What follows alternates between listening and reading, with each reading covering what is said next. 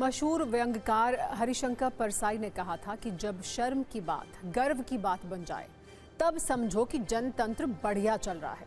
हरिशंकर परसाई का एक कथन मौजूदा भारतीय राजनीतिक व्यवस्था में कुछ नेताओं पर बिल्कुल सटीक बैठता है, जिनकी जुबान सिर्फ तेज ही नहीं चलती है बल्कि वो मान सम्मान और मर्यादाओं को अपने बयान से बुरी तरह से रौंदते हैं। समय समय पर ऐसे नेताओं के विचारों का शुद्धिकरण बहुत जरूरी होता है। इसलिए हमने सत्ता में आज 3 ऐसे नेताओं का चयन किया है जिन्हें वैचारिक मरम्मत की जरूरत है। इसमें पहला नाम है संजय निषाद का। ये उत्तर प्रदेश सरकार में मंत्री हैं। इनका बयान इतना स्तरहीन है कि उसकी चर्चा करने में भी शर्मिंदगी होती है। हम तीनों बयान आपको दिखा रहे हैं, लेकिन उनकी वैचारिक मरम्मत के लिए ये बहुत जरूरी है। दूसरा नाम पृथ्वीराज चव्हाण का है और तीसरा नाम कंगना रनौत का है। पृथ्वीराज चव्हाण महाराष्ट्र के पूर्व मुख्यमंत्री और केंद्र सरकार में मंत्री रहे हैं, लेकिन विपक्ष आरोप ये लगा रहा है कि ये ऐसी बातें कर रहे हैं जैसे भारत नहीं बल्कि पाकिस्तान के किसी राज्य के मुख्यमंत्री रहे हों। और तीसरा नाम अभिनेत्री से सांसद बनी कंगना रनौत का है। इन्हें बिना जानकारी बोलने में बहुत मजा आता है। इनका नया बयान भी अज्ञानता की पराकाष्ठा है। इनके बयान के शिकार महात्मा गांधी और उनका भजन हुआ है। आज इन तीनों नेताओं की वैचारिक मरम्मत होगी। इसके लिए इन्हें सीधे सत्ता की वर्कशॉप में लेकर चलते हैं। तो आइए सीधे रुक करते हैं सत्ता की वर्कशॉप का। संजय निषाद, पृथ्वीराज चव्हाण और कंगना रनौत ने जो बयान दिए हैं, और कंगना रनौत का सिर्फ यही बयान नहीं, इसके पहले के बयान भी इस तरह के रहे हैं जिसमें कि हमेशा उनकी अज्ञानता को लेकर सवाल उठते रहे हैं। वो अपनी पार्टी के लिए उसकी वजह से मुसीबत भी खड़ी करती रही हैं। तो आज इन तीनों नेताओं के बयानों की बात करेंगे। सत्ता की वर्कशॉप में इनके बयान आपको सुनवाएंगे और किन औजारों से इनकी वैचारिक मरम्मत होगी उनके दर्शन भी करवाएंगे। उससे पहले इनकी छोटी और स्तरहीन सोच किस किस मुद्दे पर है, थोड़ा वो भी समझ लीजिए। संजय निषाद का बयान एक मुस्लिम लड़की के हिजाब पर है। बिहार के सीएम नीतीश कुमार ने एक लड़की का हिजाब हटाने की कोशिश की थी। इस पर संजय निषाद ने कहा कि सिर्फ नकाब हटाया, कहीं और छू देते तो क्या होता। सोचिए कितनी स्तरहीन बात है। पृथ्वीराज चव्हाण ने तो सेना के शौर्य को ही झुठला दिया और दावा कर दिया कि ऑपरेशन सिंदूर के पहले ही दिन भारत हार गया था, आधे घंटे में ही पराजित हो गया था। उनके इस बयान में इतना आत्मविश्वास है जैसे ऑपरेशन सिंदूर के दौरान वो सेना के कंट्रोल रूम के इंचार्ज रहे हों। जबकि कंगना रनौत ने महात्मा गांधी द्वारा गाए जाने वाले भजन रघुपति राघव राजा राम को राष्ट्रगान कह दिया है।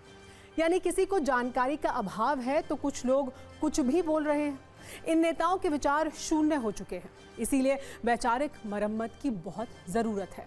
एक बार सुनिए किसने क्या कहा, फिर आपको बताएंगे कि किस हथियार से किसके विचारों की गंदगी साफ होगी। पहिल्या दिवशी आपला संपूर्ण पराभव झाला। 7 तारखेला जे हवाई युद्ध अर्ध्या तासात झालं त्यामध्ये आपला टोटल पराभव झाला, हे कोणी मान्य करो वगैरे न करो। आणि त्यामुळे त्या दिवशी भारताची जी विमानं पाडली त्या दिवशी सगळा भारताचा एअरफोर्सचा ग्राउंड झाला, त्यानंतर एकही विमान उडलं। भारताची जी सैन्यामध्ये जी सुपेरियरिटी होती, आपल्याकडे जवळजवळ 12-15 लाखाचं स्टँडिंग आर्मी आहे, पाकिस्तानकडे 5-7 लाखाची। आपण खूप स्ट्रॉंग होतो त्या मानाने। पण ते आता आपण ऑपरेशन सिंदूरमध्ये पाहिलं की मिलिटरीची 1 किलोमीटर सुद्धा कुठे हालचाल झाली। ते 2-3 दिवस झालं ते फक्त हवाई युद्ध झालं, मिसाईल युद्ध झालं। आता पुढचे युद्ध तशीच होणार आहेत। मग आपल्याला 12 लाख आर्मी ठेवायची काय गरज आहे का? मग त्यांच्याकडे दुसरं काहीतरी काम करू शकतो। How is it an insult from महात्मा गांधी जी? महात्मा जी जो है श्री राम को लेकर जो है रघुपति राघव राजा राम को लेकर उन्होंने एक नेशनल एंथम बनाया था जिससे उन्होंने पूरे देश को जो है संगठित किया था। तो how is it an insult for Mahatma Gandhi ji? उन्हीं के सपने को पूरा करके जो है इसे राम का नाम दिया जा रहा है। सबसे पहले संजय निषाद की बात करते हैं। इनके विचार बेहद दूषित हो चुके हैं। इनकी सोच को पूरी तरह से बदलने की और वैचारिक ग्रीजिंग की जरूरत है। इसलिए इनका वैचारिक ऑयल बदला जाएगा और सोचने की क्षमता की ग्रीजिंग भी की जाएगी। स्तरहीन बयानों में फिल्टर लगाया जाएगा जिससे आने वाले वक्त में ये किसी महिला के लिए ऐसी बात ना करें। हालांकि स्तरहीन बयान के बाद संजय निषाद का माफी मोड एक्टिवेट हो गया है। TV9 भारतवर्ष से उन्होंने एक्सक्लूसिव बात की और माफी मांगी, लेकिन इसमें उन्होंने एक राइडर जरूर लगा दिया कि उन्होंने मजाक में ऐसी बातें कही थी और पूर्वांचल में इस तरह के मजाक चलते हैं। सवाल यह है कि क्या किसी महिला के सम्मान पर इस तरह का मजाक करना चाहिए?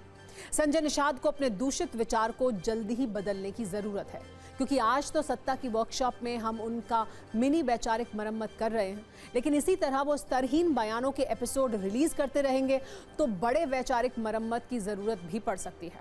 फिलहाल उनका टूटा फूटा माफीनामा आप भी सुन लीजिए। क्या ऐसा कह दिया कि आप भी एक बार फिर विवादों में आ गए? मैंने कहा भाई हिजाब ये अधिकारियों का काम था, इसको या कोई अपमान नहीं है, बल्कि इसको बातचीत से आगे बढ़ाने, विवाद को बचने का एक लोक तरीका है लोगों का कि भाई होता है, तो इसको लोग बिना मतलब विवाद बना रहे हैं। कि आज के दिन में हिजाब में तो फोटो लगा नहीं होगा, बंद हिजाब में तो फोटो चेहरा आया होगा। अब चेहरा नहीं रहेगा तो प्रमाण पत्र किसे बांटेगा बताइए? तो वो काम तो अधिकारियों का था, गलती मुख्यमंत्री से ही हुई कि उन्होंने छू दिया। तो आपके इस्तीफे की लोग मांग कर रहे हैं, वो कह रहे हैं भाई संजय निषाद इसी तरह के बवंडर खड़े करते रहते हैं, कभी सरकार पर सवाल उठाएंगे, कभी महिलाओं पर सवाल उठाएंगे, तो ऐसे मंत्री को पद पर बने रहने का हक नहीं है। नहीं, देखिए हमने तो इसमें कुछ नहीं कहा, हमने उन्हीं बातों को हमने भोजपुरी अंदाज में मैंने उसको हंस के टालने के लिए कहा। तो मैं ये कहूँगा कि अगर किसी को शब्द से किसी को हमारा कोई ठेस नहीं पहुँचाना था, न किसी धर्म, किसी जाति और किसी महिला को अपमान करने का कोई नियत हो ही नहीं सकता हम लोगों को। हम लोग इन्हीं महिलाओं के सम्मान की लड़ाई लड़ रहे हैं, इन्हीं के लिए लड़ाई लड़ रहे हैं, कैसे हो सकता है आज के दिन में उसको बिना मतलब विवाद बनाना? अगर लगता है उन शब्दों से किसी को हाथ है तो मैं उस शब्द को वापस लेता हूँ। शब्द आप माफी मांगते हैं? आप मैं मानकर सर किसी को दुख है तो माफी भी मांगते हैं इस तरीके। वैसे राजनीति में नेता हमेशा मौके की तलाश में रहते हैं। कल तक हिजाब विवाद में नीतीश कुमार मुख्य रूप से निशाने पर थे, आज संजय निषाद ने उनकी जगह ले ली। विपक्षी नेता भर भर कर उनकी आलोचना कर रहे हैं, कुछ के शब्द कम पड़ रहे हैं और कुछ नेता आलोचनाओं के लिए नए शब्द गढ़ रहे हैं।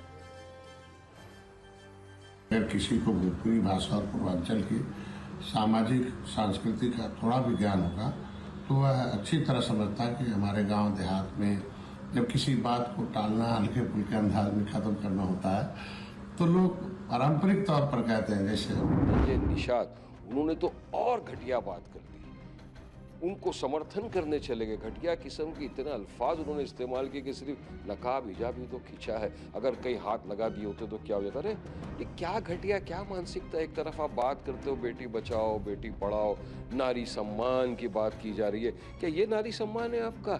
संजय निषाद जी एक उम्रदार व्यक्ति होने के बाद भी जिस प्रकार के वक्तव्य आए हैं बहुत ही निंदनीय है, और ये एक मैंने कहा कि मानसिक रूप से सारे लोग दिवालियापन ये शो करता है। नीतीश कुमार जी की वो बीमार हैं, हो सकता है वो उनका मानसिक स्वास्थ्य कैसा है वो नहीं पता, लेकिन संजय निषाद जी बीमार हैं ये बात अभी तक देश को नहीं पता थी, उनके इस बयान से पता चल गई। एक मुसलमान खातून के चेहरे से हिजाब उतारना 22 करोड़ मुसलमानों के लिए किसी तौहीन और तजलील से कम नहीं। ऐसी हरकत के बाद उसके सरकार से मुंसलिक एक शख्स ने जिस बेशर्मी और बेगैरती के साथ इस मामले पे अपनी राय जनी की, वो इंतहाई अफसोसनाक, शर्मनाक है।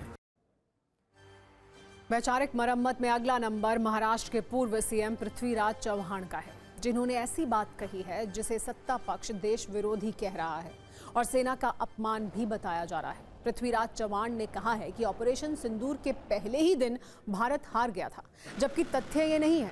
दुनिया जानती है कि कैसे भारतीय वायुसेना ने पाकिस्तान में घुसकर पहले आतंकी ठिकाने, फिर उनके एयरबेस तबाह किए। पाकिस्तान इस तरह से डर चुका था कि मदद के लिए उसे अमेरिकी राष्ट्रपति ट्रंप के सामने याचना करनी पड़ी। यहां तक कि खुद ही भारत के डीजीएमओ को फोन करके युद्ध रोकने की बात भी कही। कुल मिलाकर कहा जा सकता है कि पृथ्वीराज चव्हाण का बयान ऐसा है कि उस पर वैचारिक हथौड़ा चलाने की जरूरत है, क्योंकि वो काफी गैर जिम्मेदारी वाला है। उनके मस्तिष्क में जमे सेना विरोधी बयानों वाले पहाड़ को हथौड़े से तोड़ा जाना जरूरी है।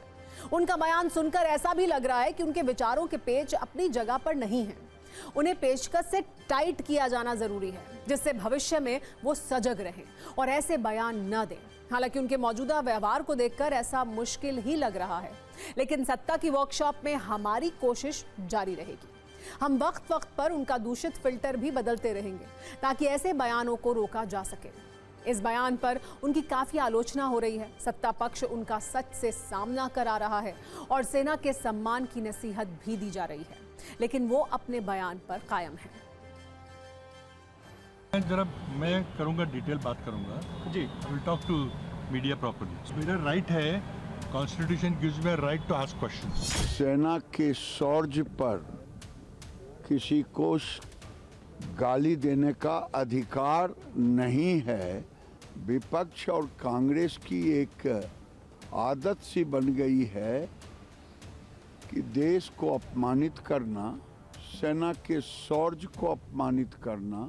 जो पृथ्वीराज चौहान जी ने बोला है, ये कोई गलत बात उन्होंने नहीं बोली है। उन्होंने जो एक हमारे बारे में विश्व में जो बोला जाता है वही चीज उन्होंने एक बार फिर से रखी है। कांग्रेस ये पाकिस्तान की जुबान बोलने वाली पार्टी है। इसे पृथ्वीराज चौहान ये मुस्लिम लीग और ISIR जैसे ही लोगों की बात करते, बाकी नया कुछ नहीं है। ऑपरेशन सिंदूर जिस तरह से शुरू किया और जिस तरह से रोका गया वो एक रहस्य है। पृथ्वीराज चौहान जी जो बोल रहे हैं उनकी जानकारी होगी।